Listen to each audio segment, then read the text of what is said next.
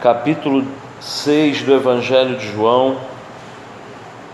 Vamos ler os versículos de 16 a 21, dando continuidade naquilo que temos feito, que é estudar o Evangelho, ouvir a palavra de Deus no Evangelho. Evangelho de João, capítulo 6, versos do 16 ao 21.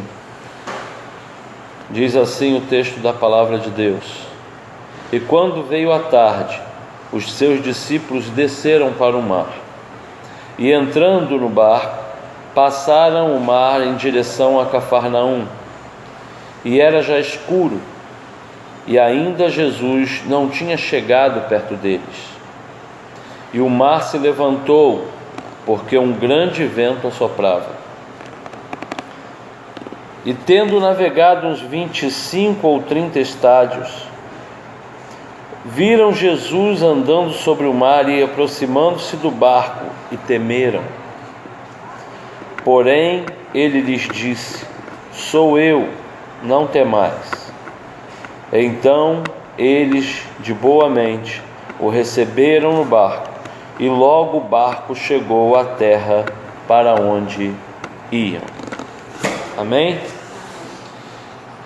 Este milagre que ocorre aqui, que muitos ouvem, que Jesus andou sobre o mar, e existem outras narrativas a respeito dessa chegada do Senhor Jesus, mas aqui nós vamos ficar somente no Evangelho de João, para nós podermos compreender sobre o que está falando esta passagem. A passagem do Evangelho de João, quando Jesus anda por sobre o mar, mostra-nos algumas realidades, algumas verdades a respeito de Jesus, mas deixa a gente se localizar primeiro na história. Jesus aqui, ele acabara de multiplicar pães e peixes. Ele estava às margens do lago Tiberíades, chamado Mar da Galileia, tá?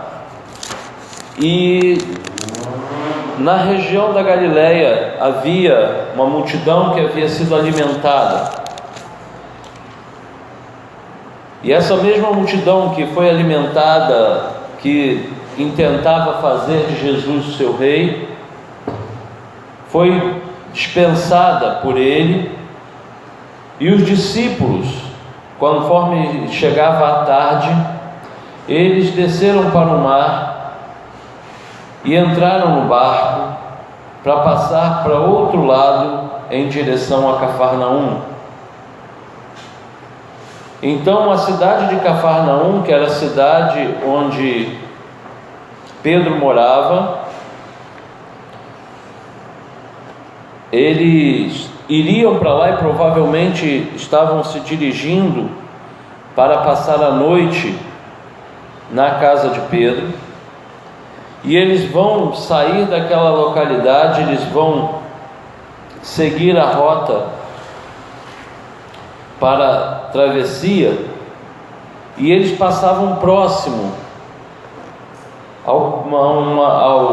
à encosta, perto da cidade de Betsaida. Jesus havia deixado aqueles homens irem à frente, enquanto ele subia para orar. Isso não está nesse texto, mas ele tinha subido ao monte para orar, ele tinha despedido a multidão. Isso se encontra nas outras narrativas que se encontram em Mateus e Marcos. E ele agora observava de longe o que estava acontecendo, por causa deste grande vento que soprava e que agitava as águas. E ali os discípulos estavam praticamente no meio do lago, porque a distância que diz que eles tinham navegado 25 ou 30 estádios, isso dá quase 5 quilômetros. e a largura desse lago é de em torno de 10 quilômetros. Então eles estavam exatamente no meio do mar, na parte mais funda e a mais distante de qualquer um dos lados. E estando ali, nós vemos que eram homens que alguns tinham costume de estar no mar ou na pesca, né? Pedro era pescador, e eles estavam ali, e este vento que sopra é uma tempestade de vento que ocorre com frequência por causa de uma questão de pressão atmosférica e de ventos frios que agita o mar. E então, quem é daquela região conhece e sabe que não deve navegar naquele tempo, naquela condição. E eles estão ali vivendo essa realidade de estarem já terem navegado até a metade do lago, provavelmente até empurrado por este vento, e eles agora se encontram numa grande dificuldade, com o vento soprando forte, com a água agitada, e de repente eles viram Jesus andando sobre o mar, aproximando-se do barco. Perceba que quando nós vemos o texto do versículo 18 diz que o mar se levantou, porque um grande vento soprava. Então a condição aqui é que o mar ele não estava tranquilo, ele não estava só ventando por cima, mas como se tivesse um espelho d'água. As águas estavam agitadas, subindo e descendo, e quanto mais para o meio do mar, mais para o meio deste grande lago eles estavam, mais as águas ficam agitadas e acaba subindo, elevando e descendo muito rapidamente. E aqui, em determinado momento, eles veem Jesus andando sobre o mar.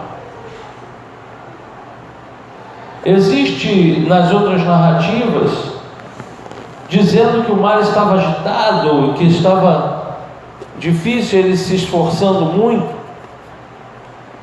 Mas aqui neste caso, João ele quer demonstrar algo muito simples e muito singelo nesse texto. O mar estava agitado, eles estavam no meio do mar, e de repente eles viram Jesus andando sobre o mar e aproximando-se do barco. Que visão seria essa se agora, onde eles estavam, provavelmente já era noite bem tarde, porque o texto no versículo 17 diz que era já escuro, já estava noite, de repente eles olharem no meio daquela confusão de água subindo e descendo, e o mar batendo, e vento soprando, e de repente eles veem uma pessoa ou alguém andando sobre as águas. Eu acho interessante porque a maior parte das vezes que a imagem que se faz disso é como se fosse um espelho d'água com as águas paradas e Jesus vindo. E é interessante porque o texto não dá apoio a isso, porque em nenhuma das narrativas diz que a tempestade parou porque Jesus estava andando sobre as águas. Só diz que a tempestade parou quando ele disse: aquietai, sossega, para. Aqui mostra que a autoridade de Jesus, ela não é influenciada pela condição, pelas situações vivenciadas por nós. E Jesus mesmo, ele se põe numa condição de superioridade, porque ele na realidade ele vem andando como se estivesse andando sobre as ondas, sobre a agitação do mar. O mar elevava, ele subia também, o mar descia, ele descia também. Porque Deus, ele não vai ser alterado, ele não se altera por causa da condição do local onde ele está caminhando. Ele vai continuar caminhando e vai chegar aonde tem que chegar porque ele sabe exatamente para onde vai e o que tem que fazer. Os discípulos, ao contrário, olhando isso, não entenderam aquilo. E dizem alguns críticos literários, não creem na palavra de Deus, não creem no milagre da parte de Deus. Dizem que Jesus ali, eles podiam estar vendo Jesus andando, beirando a praia. E eles estavam ali já cansados e não perceberam que estavam se aproximando da praia. E porque Jesus estava andando beirando a praia, eles viram como se estivesse andando sobre o mar. Mas isso seria errado, porque as águas não estariam agitadas, tão agitadas assim, para eles verem Jesus andando sobre as águas, ou vendo ele andando na praia, imaginando isso. Outro é que talvez tivesse um caminho de pedras ou de corais e Jesus se aproximasse por esse caminho. Mas não eram pescadores desta mesma região. Pedro e André, que eram irmãos, eram da cidade de Betsaida, mas moravam em Cafarnaum. Eram pescadores. Haviam pelo menos 4 pescadores no barco. Como eles não conheceriam esse detalhe daquele lugar? Então eles olham para um milagre de alguém andando sobre as águas e se atemorizam. Quem é que está vindo ali? Porque até então Jesus havia mostrado todo o seu poder. Ele tinha mostrado a cura sobre um paralítico, ou seja, ele tem o poder sobre as enfermidades, ele tem autoridade na pregação do Evangelho, ele tem poder para multiplicar e para saciar a fome, ele tem poder de perdoar, ele tem como levar uma pessoa que conhece a Bíblia, conhece as Escrituras, mas não conhece a Deus, a se entregar, que é o caso de Nicodemos. Ele transforma a água em vinho, ele faz esse tipo de milagres, mas nenhum deles interfere até então numa questão da natureza. Porque imagine que nós estamos falando de pessoas há cerca de 2.000 anos atrás, que estavam vivendo em meio a uma sociedade que, mesmo estas pessoas crendo em um único Deus, eles não haviam conhecido ainda um Deus que se transformava em pessoa, que se fazia homem. Eles conheciam as divindades e os anjos que se manifestavam, mas eles não entenderam, não tinham consciência de que Deus havia se humanizado ainda. Eles sabiam que ele era o Messias, um homem enviado por Deus, como um grande profeta. E qual dos grandes profetas havia andado sobre o mar? Nenhum. Nem mesmo Moisés andou sobre o mar. Ele clamou ao Senhor, estendeu sua mão e Deus abriu o mar com um vento impetuoso. Agora o vento não abre o mar. Nessa passagem o vento não abre o mar. O que ele vai mostrar nesse texto para nós conhecermos é aquilo que Deus quer fazer revelar de si mesmo. Jesus vem andando sobre o mar. E eles viram Jesus aproximando-se e temeram ao Senhor. Temeram aquele que vinha. Eles não sabiam se aquele que estava vindo era uma entidade, um demônio que havia levantado a tempestade, se era algum ser que eles não conheciam, eles não sabiam. E aqui Jesus lhes disse: eu sou. Aí está escrito sou eu, porque no português se diz sou eu, mas no original, no grego, ele diz eu sou, não temais. Ele está dizendo a mesma palavra, usando o mesmo termo que o Senhor se apresentou a Moisés no Sinai. Por isso ele diz eu sou, não temais. Aqui Jesus está dizendo: o Todo-Poderoso Criador que tirou o povo do Egito, que uma vez abriu o mar com um vento impetuoso, dessa vez mostra que sobre o mar ele anda. Eu sou, não temas. Deus está se revelando a estes discípulos, e quando Ele se revela a estes discípulos, que para mim é a coisa mais maravilhosa deste texto, é que Ele se revela com uma palavra que mostrava exatamente o que estava no coração deles, porque eles temeram. E as outras narrativas dizem que eles gritaram de medo. Mas quando nós vemos esta narrativa aqui, João ele não se preocupa em dizer como eles estão, ele se preocupa em dizer o que Jesus fez. Eles estavam temerosos, e o Deus Todo-Poderoso, aquele que eles conheciam como Senhor, o Criador de todas as coisas, se aproximou do barco e disse: eu sou, não tema. Então eles de boa mente o receberam no barco, e logo o barco chegou à terra para onde iam. Logo eles chegaram a Cafarnaum. O que nós aprendemos neste texto? Aprendemos que Deus, apesar das dificuldades e apesar de estarmos numa situação que nós podemos conhecer muito bem, na realidade, neste texto, mostra-se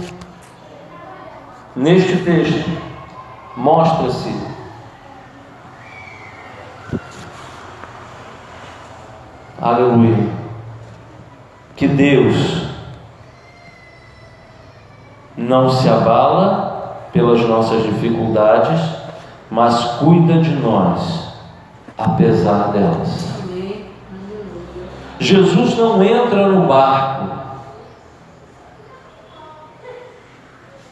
Os discípulos enfrentam dificuldades, e muitos podem dizer, eles enfrentaram dificuldades porque Jesus não entrou no barco.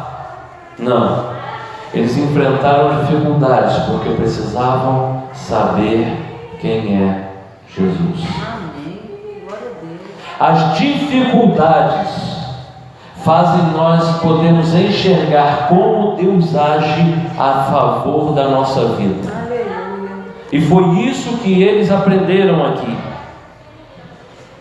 Porque quando eles estavam em maior dificuldade, temendo, eles viram Jesus se aproximando.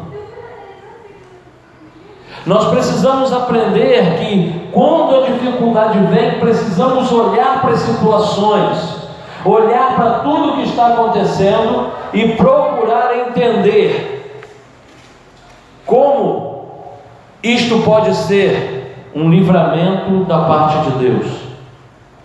Identificar se Deus está realmente fazendo algo ou não. Aqui eles temeram e ouviram esta resposta. Mas mais uma lição que nós temos aqui: além de que Deus cuida de nós, existe uma outra lição aqui. Eles ficaram felizes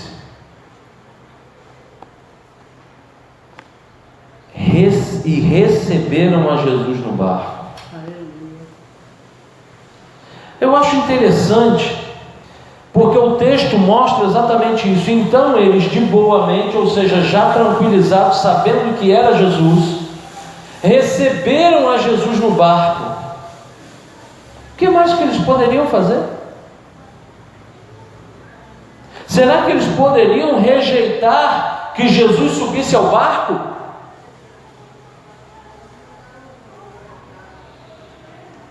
Pedro, certa feita, quando Jesus tinha mostrado para ele como se pescar, como pescar, e disse que ele seria pescador de homens, ele entra no barco de Pedro, pede para ele ir ao largo, ele ensina uma multidão, depois ele manda ir à profundidade, diz para lançar a rede do lado direito, e quando ele lança a rede, a rede está tão cheia de peixe, que ele tem uma dificuldade, chama outro barco para trazer, e quando traz, ele se ajoelha diante de Jesus e diz: aparta-te de mim, Senhor, porque eu sou pecador.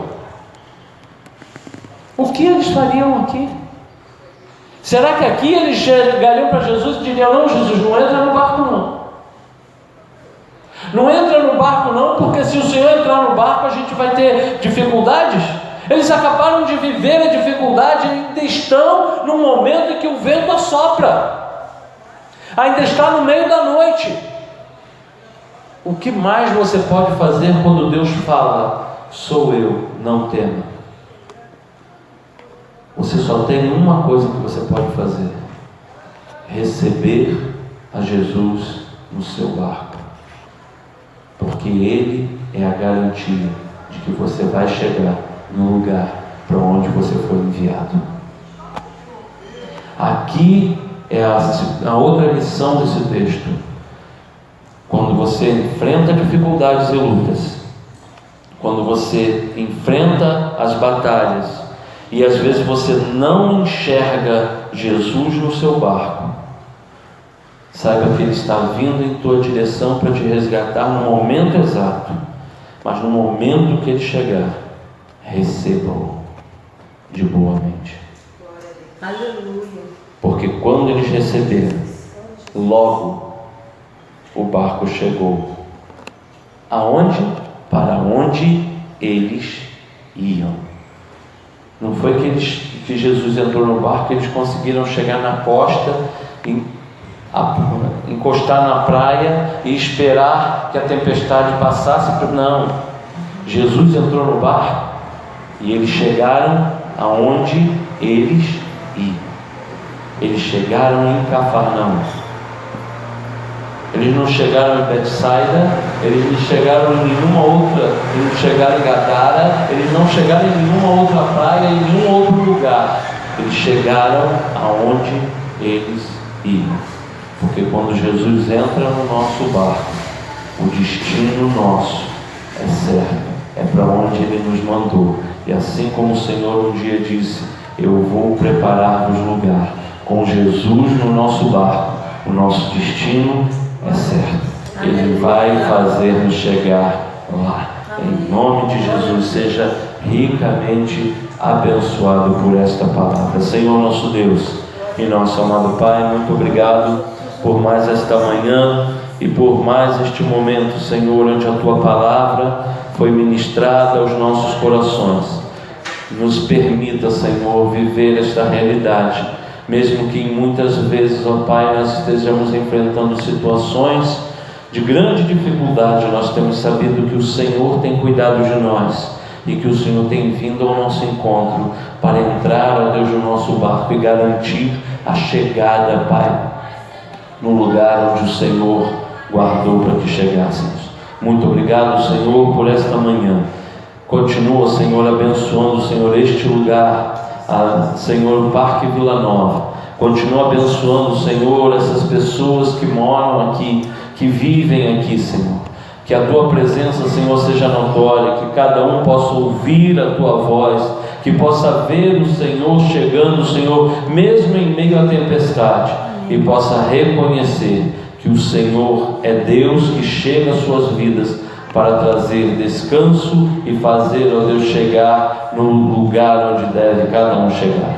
Pai, muito obrigado por esta manhã, muito obrigado pela Tua palavra, pelos louvores, por tratar conosco, pelo Teu Santo Espírito. Nós Te louvamos e Te agradecemos por tudo, em nome de Jesus. Que o Senhor nos abençoe e nos guarde, que o Senhor faça resplandecer o Seu rosto sobre nós e tenha misericórdia de nós. Que o Senhor sobre nós levante o Seu rosto e nos dê a paz. Que a graça do nosso Senhor e Salvador Jesus Cristo, o grande amor de Deus, nosso bom, maravilhoso e eterno Pai, a comunhão e as consolações do Espírito Santo de Deus estejam sobre todos nós e sobre todo o povo de Deus espalhado sobre a face da terra. E aqui nós dizemos amém. Deus abençoe. nosso Jesus.